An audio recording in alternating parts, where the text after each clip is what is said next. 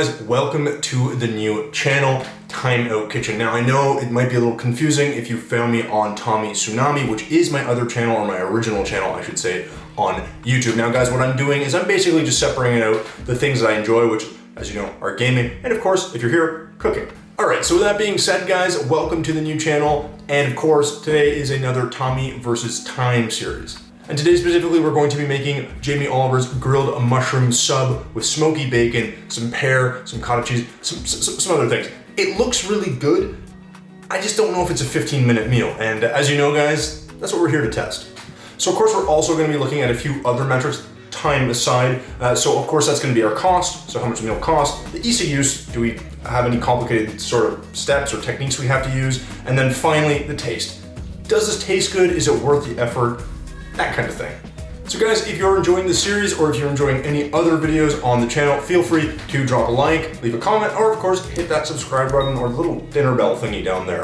It'll help you know when we got another video coming up, and we will be doing this basically once or twice a week. Now, as always, before we jump into the ingredient lists and prep and all the fun stuff, let's get some of that sweet B-roll.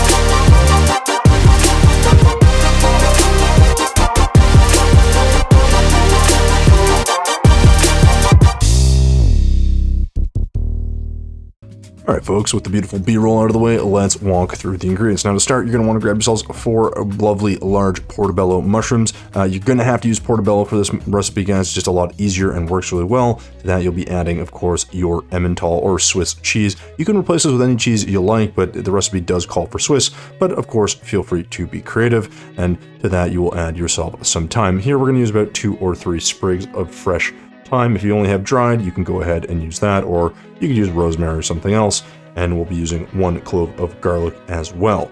Interestingly, this recipe calls for pears. You're going to grab yourself 2 fresh, ripe pears before adding 4 to 8 slices of bacon. If it's thick cut, I would say use 4. If it's thin cut like this one, use about 6 to 8 slices. You're also going to want to grab yourself 1 teaspoon of honey. This is going to go on our pears as they roast.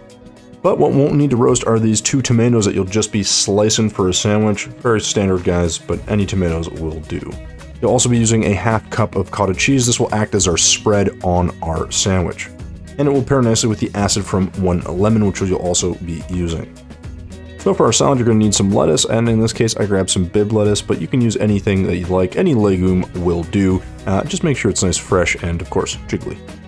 With all that jiggle, we're going to need something a little more firm, and that's going to be this radicchio. You're going to use about 1/4 of this, guys. This adds a nice bitterness to our salad. And to improve our presentation and to add a bit of green, we're going to use these microgreens, about 2 to 4 cups worth. You also want to grab yourself a bunch of fresh radishes. Now you may not use all these guys, but definitely have more on hand than you think. Next, you want to grab 1 teaspoon of your favorite mustard. In this case, a grainy mustard will do just fine. For some much needed crunch, you're going to want to add some walnuts, and you're going to realize that there's a stray piece of foliage in the shot, so we're going to try this again and just transfer this to a ramekin. There we go. Yeah, handful of walnuts for some much needed crunch. You also need 2 tablespoons of olive oil, 1 tablespoon of vinegar. This is vinegar, not water. Don't let that fool you. 1 tablespoon of vinegar, followed by 4 or 5 cornichons or pickles. In this case, I just had pickles, so that's what I used. So of course no sandwich is complete without some bread, which I forgot to film, so grab yourself 2 to 4 slices of ciabatta bread before hitting your timer to 15 minutes. There you go. Hit that start button, and let's start prepping those ingredients. So start, guys, grab your portobello mushroom and take those stems off. Now you're gonna have to do this a few more times, but we'll just speed that up for you. There we go.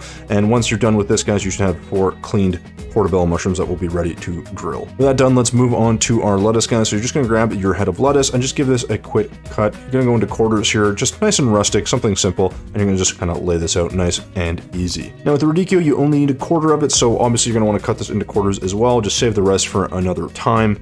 Just make sure you remove the hard stem here in the middle, guys. It is, yeah, you don't want to eat that. With the stem removed, you're going to want to cut this into a quarter like that, and then you're going to quickly just chop this finely so you have some thin slices of radicchio. You should have something that looks a little bit like this.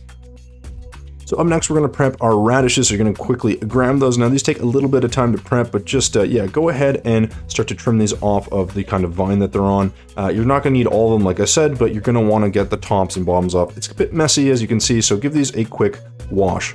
Once thoroughly rinsed, you're going to want to cut your radishes in half, like so, and don't be afraid to leave those little stems on at the end. It's okay, they're kind of edible. So you should have something that looks like this, guys, and we're going to plate this up real quick, starting with our lettuce. So onto the plate is going to go our lettuce in a dramatic fashion before we then obviously just kind of show you what it looks like and spread it out and make it look a little bit nicer. And then we're going to put on our radicchio. You're going to spread this around as evenly as you can. With the radicchio on, do the same with your radishes, which you're also going to spread around nice and evenly, before adding your cornichon or pickle. Again, you don't have to use all of this, but it does call for 5. I think I used all of them here, and you can do whatever you like. So to add even more crunch, we're going to toss our walnuts on top as well. Now guys, again, this has a lot of crunchy bits, but the walnuts are obviously delicious. And finally, we're going to add on our microgreens here, guys. I know I'm doing this kind of off camera a little bit just to make it more dramatic, but go ahead and spread those on pretty liberally, and that is what your salad should actually look like. Looks really delicious. We still have to actually add our dressing, which we're going to make next. So for the dressing, you're going to go ahead and grab yourself a small bowl, like so, and then you're going to quickly grab your olive oil, which is about 2 tablespoons of olive oil. Just dump that in along with your vinegar. With the vinegar in the bowl, you're going to want to go ahead and grab yourself some mustard. Now again, you can use about 1 tablespoon, but you can use a little more if you like. Just mix this in thoroughly and make sure it kind of just incorporates and emulsifies into the dressing. Don't forget to season with some salt and of course some pepper before mixing one more time. And there you go, guys. Super simple dressing. It's fairly tasty, but I do think it could use a little bit of sweetness. So honestly, in my opinion, you already have the honey out. You may as well add a little touch to this as well. Just kind of, I think, helps balance out the flavors. So with the dressing done, it is time to move to the grill. So in a medium-high heat cast iron pan, you're going to place all 4 of your portobello mushrooms head side down. This is just to let them roast off. Now, I didn't put any oil, guys. You could if you want, but you will not need it. You're just trying to get some of that moisture out. So while I did forget to film the ciabatta rolls for the ingredients, I will show you here as I put them into a 300-degree oven, and they'll be nice and toasty warm when you're ready to assemble your sandwich. So with our buns toasting, you want to grab your thyme and just quickly strip the leaves off of this before giving it a rough chop. This is going to go on your mushrooms, guys, so don't be afraid to use a little bit more, but just do make sure you give it a quick chop before grabbing your Swiss cheese. Now the recipe calls for 60 grams of this cheese, but who are we kidding? You can always add more. Cheese is delicious, so go ahead and maybe, I don't know, cut yourself an extra slice or 2, should you choose to, or if you just want to, give it a taste. Well, let's not get distracted eating. We got to check up on our mushrooms, which are grilling away nicely here. You can see some of that liquid has begun to release. So you give this a quick little flip. You should see some nice grill marks. Now, again, guys, you can let these cook for a while, but that liquid coming out is a good sign. That is what you are looking for. So after about 5 minutes, these should be done, and we're going to transfer these to a baking sheet like so before topping it with our Swiss cheese. Now, guys, you're going to want to have 2 pieces of cheese per mushroom, but you can always use a little bit more should you desire. With the cheese on, you're going to want to quickly top each piece with some thyme before grabbing our garlic press, or you're going to use 1 clove of garlic, press it through, and then actually divide this into quarters onto each mushroom.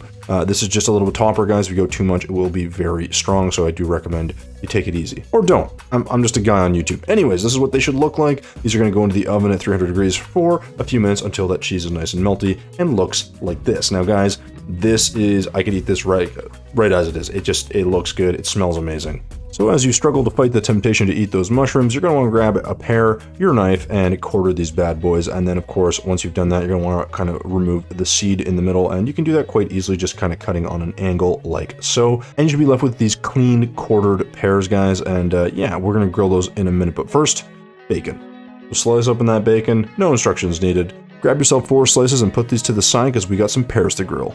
So in the same pan we were roasting our mushrooms, you're going to go ahead and put down all of our quartered pears. Now of course guys, if you can't fit them all, that's okay, just cook them in batches, but ideally get a pan where they will all fit. But generally you just want something that's nice and hot and will give it a nice caramelized color. While that's cooking, we're going to grab a separate pan, put this onto medium heat, and then grab our bacon and sizzle that bad boy away.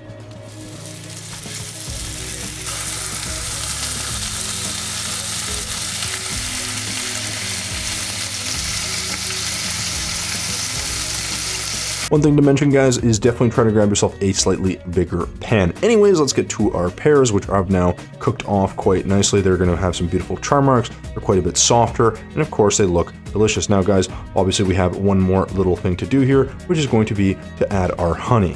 So grab your bottle of honey and squeeze on about 1 to 2 tablespoons of honey. You can use less or more depending what you like, but you should be seeing something that looks nice and shiny and sticky like so. Let's not get distracted and let's move back to our bacon, which does need a flip, guys. As you can see, it's all kind of sticking together, which is fine, but we have some beautiful rendered fat and delicious looking, a nice golden brown color.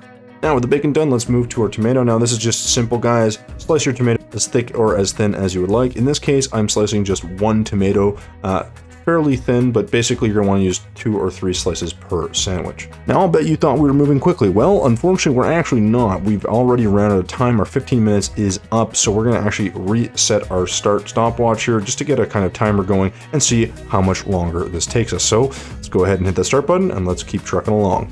So go ahead and grab yourself a small bowl and add about a half a cup of cottage cheese. Again, you can use a little less if you want or a little more, but definitely cottage cheese is low fat and acts as a good spread. You're going to want to add some lemon zest to this as well, just to give it a little hit of acid. I don't think this is in the recipe, guys, but I just decided to go ahead and do this. You'll then want to use the juice from half of that lemon just to give it a bit more of a kind of spreadable consistency, but also just to give it a little bit more of that consistent acid flavor.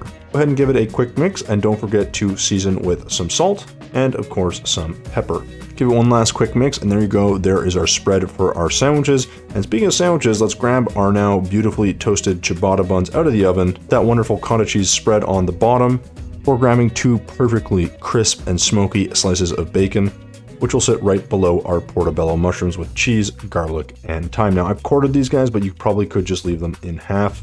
But either way, we will add our pears on top of this. They're grilled, they're sticky, they're delicious, and they actually go really well with this sandwich. Don't be afraid to be generous with the pears, guys. I use about 5 or 6 slices per sandwich before we add another layer of our cottage cheese spread to the top of the sandwich. That's where our tomatoes will then be bound to.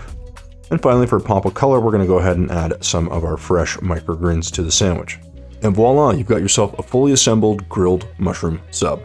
Of course, time is a factor, guys, and unfortunately we are almost 6.5 minutes over the mark. So this was not a 15-minute meal, this was actually a 21.5-minute meal. Now I will attribute this probably to the fact that we had so many different things to do.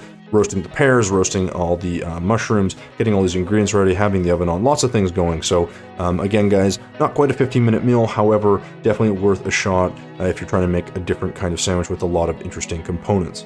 Alright guys, so there you go. There is our grilled mushroom sub with some bacon and some pear and some cottage cheese. It's actually pretty good. You know what? I'm a little surprised that that tastes as good as it does. I'm not really a big fan usually of portobellos and sandwiches. I obviously prefer meat, but the pairing of the bacon, the cheese, the thyme, it just goes really well, and the bacon really adds a nice smoky flavor. So guys, let's quickly get into the scoring. We'll talk about everything except for cost, which we'll do at the end. So guys, in terms of time, as you saw, we failed again. So I'm starting to get a bit of a sense here that all these books that show you that you can in fact make meals in 15 or 20 or 30 minutes or whatever it is, listen, I'm not a pro cook and I don't know these recipes. So I'm taking them at face value, and quite frankly, I'm seeing a pattern where, yeah, we're not hitting these. So again, we're close. I mean, we're 6.5 minutes off on this one. We've had a few other recipes where we've only been about 2 minutes behind, and we've really only completed 2, I believe, at this stage. So again, guys, take that with a grain of salt. You may be a bit faster than I am. You may be a bit more familiar with the ingredients than I am. But again, my sense with any kind of cookbook is probably your first time making it. And realistically, I don't think many people are gonna get this done in 15 minutes. Now, in terms of taste, guys, again, it's pretty good. I'm gonna have to give this a 6 out of 10. So quite frankly, the salad makes no sense. I don't know why it's there. It has a lot of odd combinations of flavors, radishes, pickles, walnuts. I think you could have probably just made a pear and fennel and walnut salad, or just something that has a lot of crunch and has maybe 2 or 3 ingredients, it would have been faster, it would have been cheaper, and of course, it would have just been a lot tastier. I'm not gonna make this recipe lose all marks because again, that sandwich is pretty tasty. I gotta say the best parts, unsurprisingly, are bacon, and actually those grilled pears with a bit of honey are really nice. I really like the combination. The portobellos with a little bit of that garlic on top are actually quite nice as well. But overall, just having a good piece of toasted bread, some bacon, and you're kind of off to the races. So for ease of use, guys, I'm giving this a 7 out of 10. You have to understand that, yeah, a lot of stuff is not hard to do, but there's a lot of little steps because the salad came together really nicely and really quickly, but then doing the pears, doing the bacon, doing a lot of stuff really was it was time consuming. You have to have the oven on, you have to have the pans on. So again, that's not complicated, but there are a lot of steps and there's a lot of ingredients going on. So I don't think this is an easy one to hit in 15 minutes. And I really think this is probably why we're not gonna hit that 15-minute mark. Again, techniques, nothing special, just a lot of things to prep and not a lot of time to do it. So finally, guys, let's break down the cost. All right, folks, so for cost, this had a per plate cost of $5.63, which actually is surprisingly high given that we don't have a major protein playing a role in this dish. Now, what really surprises me here by that price is that because this is all kind of, well, basically vegetarian minus the bacon, you would think that this would be a little on the cheaper side. Now, I will say a lot of the cost came down to the cheese that I got, which was an Emmental Swiss cheese, which was rather expensive. And then the portobellos were actually a bit overpriced as well, and as was the bib lettuce, which we used all of. So, there are little things like that that do make a difference. But again, at a per plate cost of $5.63, we're going to give this a 7 out of 10. It's not too high, but I would have thought it would have been a little bit lower. But sometimes this is the way it is. I mean, I live in a city where things are a little bit expensive, so maybe in your city it will be a little bit cheaper. So there you go, guys. I challenge you to make this in 15 minutes because, like I said, I couldn't do it. And we're gonna have to call BS on Jamie Oliver's 15-minute meal on this one. All right, guys, so if you want me to keep running through this gauntlet, please feel free to hit a like or subscribe to the channel, guys. We have more videos coming. I'm hoping we can get a cookbook that does actually hit you on the allotted time because, quite frankly, like I said, my pet peeve here is just simply seeing these cookbooks that always tell you can make these meals in 5 seconds or something. So again, this one's a fail, but it is pretty tasty. Worth a shot, I'd say. Something definitely different, but I don't think you'll make this in 15 minutes. All right, folks, so that'll do it for today's video. I hope you enjoyed it. We will see you soon. Stay in the kitchen, stay safe, and as always, thumbs if you liked it, subs if you loved it. We will see you in the next one.